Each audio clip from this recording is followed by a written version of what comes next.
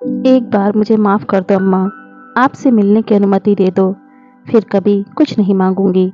कसम से अम्मा, सिर्फ एक बार।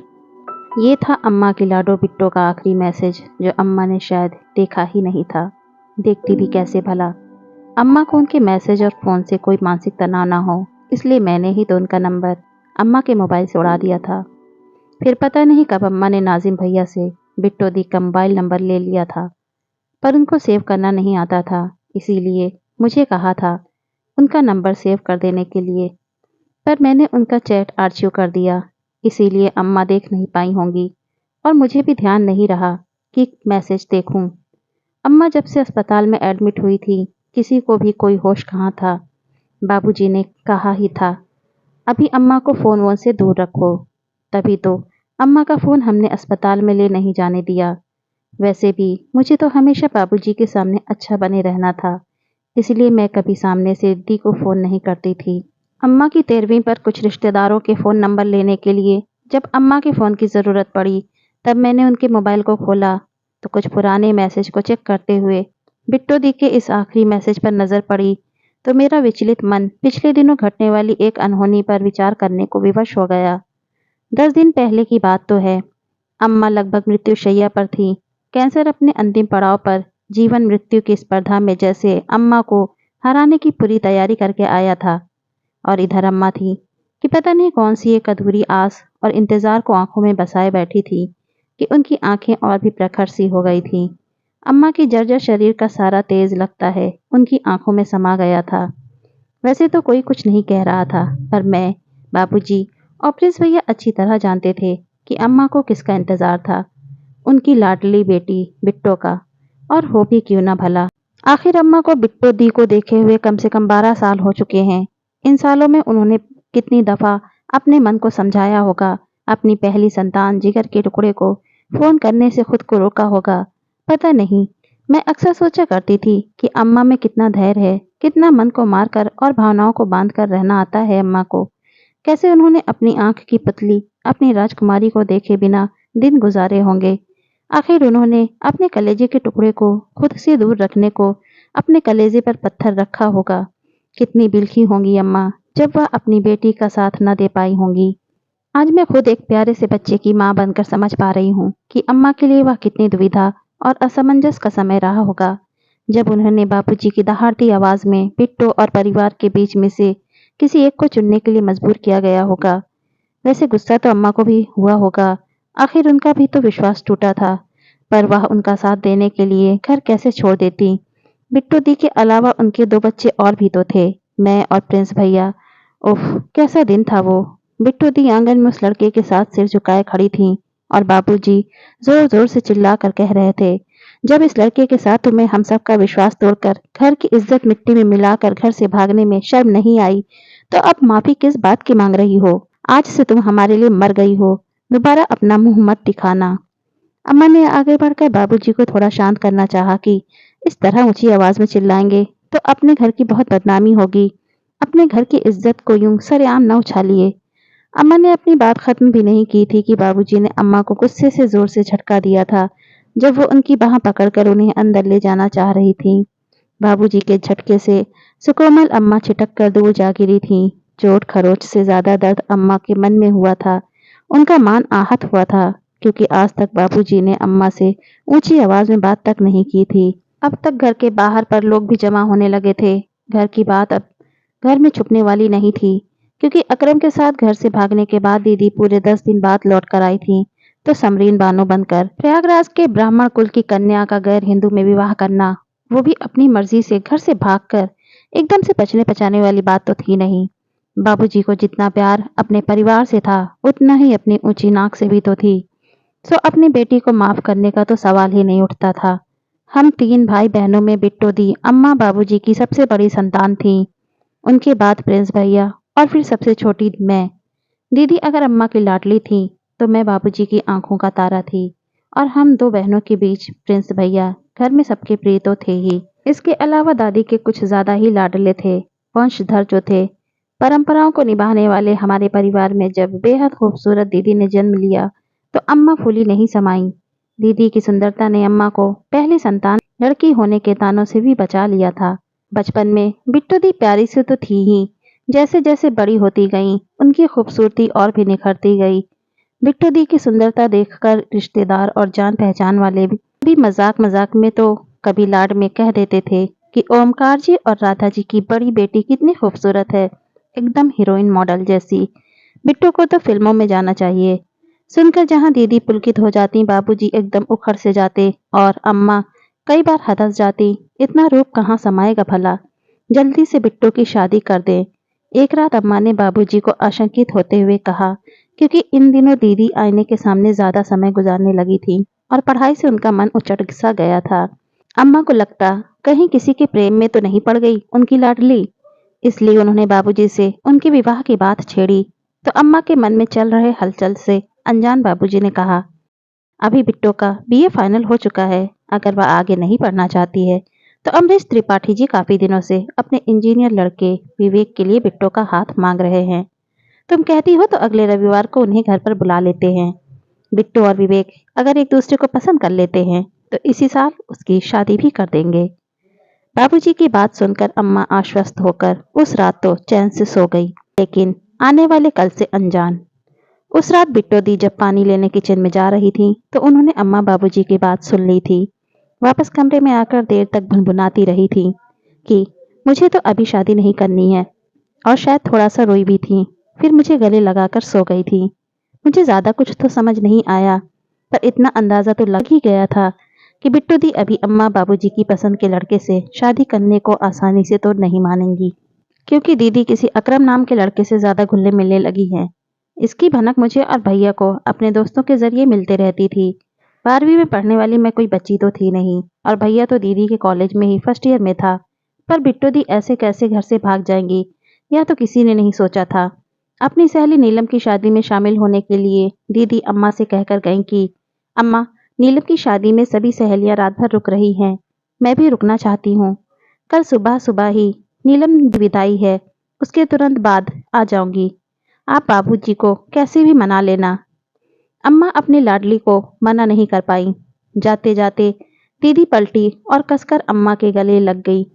उस वक्त अम्मा को अपने बिट्टू पर जाने कैसा लाड आया कि अपने गले से सोने का हार निकालकर दीदी को पहनाते हुए बोली, शादी में जा रही है बिट्टू, यह ले सोने का है, पहन ले, पर संभाल कर रखियो। दीदी ने अम्मा के पैर छुए तो उस वक्त दीदी का अम्मा के पैर छूना मुझे थोड़ा अजीब तो लगा, पर मैंने यूं ही उनको छेड़ते हुए कहा था, बिट्टू दी, आप अपनी सहेली की शादी में जा रही हो या खुद अपनी शादी में? आप अम्मा के पैर क्यों छू रही हो? बदले में दीदी मुस्कुराई और मेरे गाल खींचते हुए खुशी खुशी शादी में जाने को निकल गई। खुद प्रिंस भैया तो उन्हें नीलम दीदी के घर तक छोड़कर आए थे। अगले दिन सुबह से दोपहर और अब शाम होने को आई और बाबूजी के दफ्तर से आने का समय भी हो गया। तो अम्मा ने नीलम के घर फोन लगाया तो उनकी बहन ने बताया, रात बिट्टू दी जयमाल के तुरंत बाद घर के लिए निकल गई थी, यह कहकर कि ज्यादा रात तक ना रुक सकेंगी, उनके बाबूजी नाराज होंगे। नीलम दी के घर में भी सबको बाबूजी के गुस्सैल स्वभाव और पारंपरिक होने का पता था, इसलिए किसी ने दीदी को रुकने की जिद नहीं की थी। अब घबराकर अम्मा ने आशंका जताते हुए और लगभग रोते हुए कहा कि अगर बिट्टू कल रात ही जब घर के लिए निकल गई थी तो अब तक घर क्यों नहीं पहुंची? आखिर कहाँ गई मेरी फूल सी कोमल बच्ची? कहीं उसके साथ कोई अनहोनी ना हो गई हो। अभी तेरे बाबूजी आते होंगे, उनको क्या जवाब देंगे? कहकर दादी ने प्रिंस भैया को बिट्टू दी के तमाम दोस्तों के घर पूछने को भेजा और मुझे सबको फोन पर पूछने को कहा। इधर दीदी को सुबह से जब भी फोन लगाया तो स्विच ऑफ बता रहा था। बाद में उनका फोन उनके कमरे में टेबल पर पड़ा मिला था, जिसे दीदी ने जानबूझकर छोड़ा था या गलती से छूट गया था, इसका पता नहीं था। उस रात दीदी जब दोस्तों के घर और फोन पर दरियाफ्त करके भी नहीं मिली तो मजबूरन बाबूजी को बताना पड़ा। सुनते ही वो तो पहले अम्मा पर बिगड़े, फिर चाचा और दादी के साथ कुछ मशवरा करने लगे। पुलिस में तो जाने का सवाल ही नहीं उठता था, इससे परिवार की बदनामी जो होती थी। पूरे 9 दिन सब परेशान होकर उन्हें ढूंढते रहे थे। क्या मजाल जो दीदी के किसी दोस्त या सहेली ने उनके अकरम के साथ भाग जाने के बाबत कुछ भी बताया हो। अम्मा ने रो रो कर जब दादी की अदालत में गुहार लगाई तो छोटे चाचा और बाबूजी जाकर थाने में रपट लिखवा आए और वहां भी बात को ज्यादा न फैलाने की विनती कर आए। खैर, बात तो फैलनी थी और फैली भी खूब, इतनी कि घर से निकलते ही जो जान पहचान का मिलता बस एक ही सवाल पूछता, बिट्टू का कुछ पता चला? अगर दीदी भागने के 2-3 दिन बाद भी लौट आती तो बात संभल जाती, पर वह लौटी भी तो पूरे 10 दिन बाद अकरम से निकाह करके। सब चौंक गए थे। हम दोनों भाई बहन को तो थोड़ी भनक भी थी कि बिट्टू दी किसी अकरम नाम के लड़के से मिलती हैं, पर अम्मा बाबूजी को तो दीदी और अकरम के मेलजोल के बारे में कुछ पता ही नहीं था। उनकी तो धरती ही डोल गई थी। बिट्टू दी ने पूरे परिवार को दुनिया समाज के सामने लाकर खड़ा कर दिया था। किसी गैर हिंदू लड़के के साथ घर से भाग जाना और फिर पूरे 10 दिन बाद वापस आना। इस बीच पूरे परिवार के लोगों को तानों से बेधा जाना एकदम असहनीय होता जा रहा था। इससे बाबूजी का क्रोध और आक्रोश ही पर बढ़ता ही जा रहा था। अगर पहले आ जाती तो शायद परिवार बदनामी से बच जाता, पर आई तो पूरे 10 दिनों के बाद, जब तक बात पूरे शहर में फैल गई थी। ऐसी बातें फैलते हुए देर कहाँ लगती है, और साथ में यह भी बात फैल गई थी कि अम्मा बाबूजी का शासन कमजोर है, बेटियां अनुशासित नहीं। बहुत बड़ी बात थी। एक माता पिता की परवरिश पर समाज सवाल उठा रहा था। बाबूजी तो बिट्टू दीदी को कभी माफ नहीं कर पाए। उस दिन वापस आकर दीदी कितना रोई, गिड़गिड़ाई। एक तरह से बाबूजी के पैरों में लौट गई, पर बाबूजी पत्थर के हो गए थे। जिस समाज में आज तक सर उठाकर चलते आए थे, वहां बाप दादा की पगड़ी उछालने वाली अपनी कुलच्छनी बेटी को कैसे माफ कर देते। बाबूजी और चाचा जी एकदम अटल खड़े थे। अम्मा और चाची की जुबान कैसे खुलती जब गलती उनकी बेटी की ही थी, और दादी ने तो हद ही कर दी। उनके चेहरे पर इतना क्रोध मैंने तो कभी नहीं देखा था। जब बिट्टू दी और जीजा जी दादी के पैर छूने को झुके तो उन्होंने पैर पीछे कर लिए और बड़े ही अपमानजनक शब्द कहे। दादी ने लगभग दीदी को खुद से परे करते हुए कहा था, मुझे छूने की कोशिश भी मत करना। अब तुम ब्राह्मण कुल की नहीं हो। बस अपमान का शायद आखिरी घूर था वो दीदी के लिए। तब जो अकरम का हाथ पकड़कर पलटी तो फिर वापस मुड़कर नहीं देखा। बाबूजी और अम्मा के पैर के पास की मिट्टी उठाया और उसे ही अपने पीहर की भेंट समझकर अपने आंचल में बांधा था और अकरम के साथ निकल गई थी। उड़ती उड़ती खबर आती रही कि उनके 2 बच्चे हैं और अभी वो लखनऊ में रहती हैं, वगैरह वगैरह। आगे जाकर भैया की नौकरी पहले कानपुर में लगी, तो शादी के बाद उन्होंने अम्मा की हालत देखते हुए किसी तरह कोशिश करके अपना तबादला प्रयागराज में करा लिया। पर तब तक अम्मा को इस जानलेवा रोग ने पकड़ लिया था। अब कम से कम नीलू भाभी और पिंटू से घर में थोड़ी चहल पहल रहने लगी थी। संजोग से मेरी शादी प्रयागराज में ही हुई थी, सो मायका छूट कर भी नहीं छूटा था। पर अम्मा के लिए हम सब मिलकर भी बिट्टू दी की जगह न भर सके थे। बाबूजी और अम्मा के सामने तो जैसे बिट्टू दी का नाम तक लेना वर्जित था। दादी जब तक जिंदा रहीं, बिट्टू दी को श्रापित और कोसती ही रहीं, और भविष्य में उनके श्राप का असर हुआ भी। ईद के वक्त भैया का एक दोस्त नाजिम लखनऊ से प्रयागराज अपने घर आया, तो भैया से मिलने हमारे घर भी आया था। तभी उसने यह खबर सुनाई थी कि बिट्टू दी बहुत दुखी हैं। अकरम के स्टूडियो का काम कुछ घाटे में चल रहा है और अब वो चौथे बच्चे को जन्म देने वाली है। उनके 3 बच्चे हो गए हैं और आगे भी अपनी मर्जी से बच्चों को जन्म देना है या नहीं देना है, इस पर बिट्टू दी की कोई मर्जी नहीं चल रही। सुनकर अम्मा बहुत विचलित हुई थी। नाजिम के हाथों पैसे और काफी सारा सामान भिजवाया भी था। पता नहीं कैसे बाबूजी को मालूम पड़ गया और वो अम्मा पर काफी नाराज हुए थे। वो दीदी के घर से भाग जाने और विश्वासघात करने को माफ नहीं कर पाए थे। उन्हें इस बात की बहुत तकलीफ थी कि अगर दीदी और अकरम का प्यार सच्चा था और वो दोनों शादी करना चाहते थे, तो कम से कम अपने परिवार वालों की मर्जी तक इंतजार करना था। दीदी शायद अपनी खूबसूरती की ज्यादा से ज्यादा तारीफों के पुल बांधने वाले अकरम को दिल दे बैठी थी और बहुत जल्दबाजी में भविष्य का फैसला कर लिया था। बात यह नहीं है कि अकरम उनका सही जीवन साथी है या कोई और अच्छा जीवन साथी साबित होता। बात है उन्होंने निर्णय लेने में बहुत जल्दी कर दी थी। बिट्टू दी ने जो भी किया हो, उससे परिवार तो टूट ही गया था। बाबूजी एकदम खामोश हो गए थे। दादी अपने पूजा पाठ का आडंबर कुछ ज्यादा करने लगी थी। हम भाई बहन घर बाहर 2 अलग माहौल में खुद को किसी तरह सामान्य रखने की कोशिश कर रहे थे।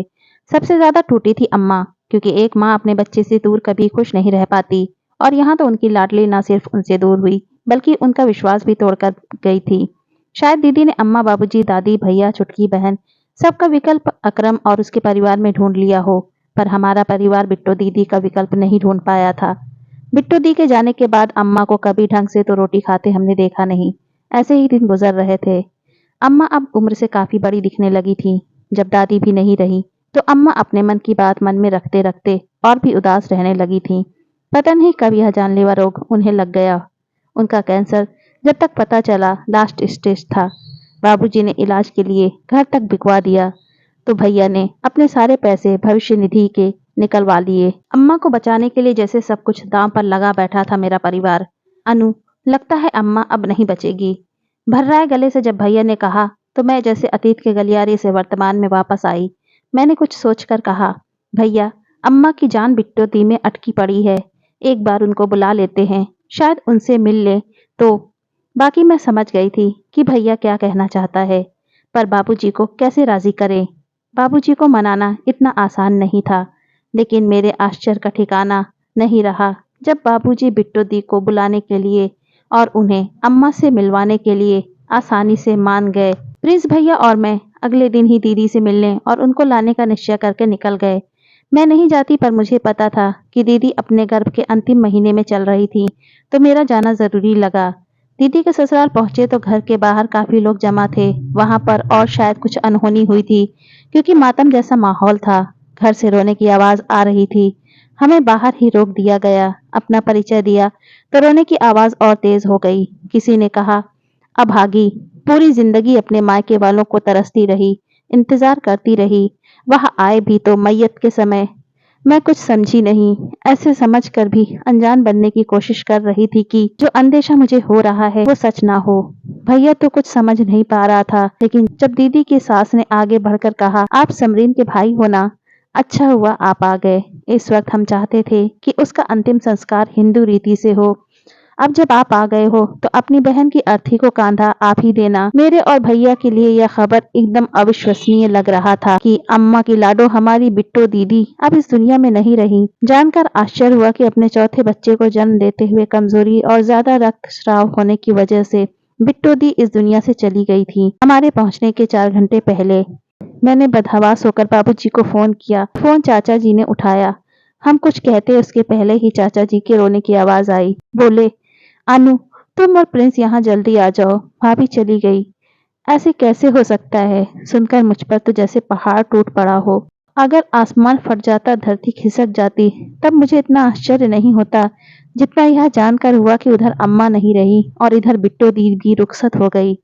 कैसी विडंबना थी ये, और कैसा अद्भुत संजोग। एक ही समय में माँ बेटी इस दुनिया को अलविदा कह चुके थे। गर्भनाल से जुड़ी माँ बेटी की तरह अम्मा और बिट्टो दीदी की आत्मा शायद फिर से जुड़ गई हों, जिन्हें इस दुनिया ने तो जाति, समाज और कौम के बंधनों में जकड़कर मिलने नहीं दिया।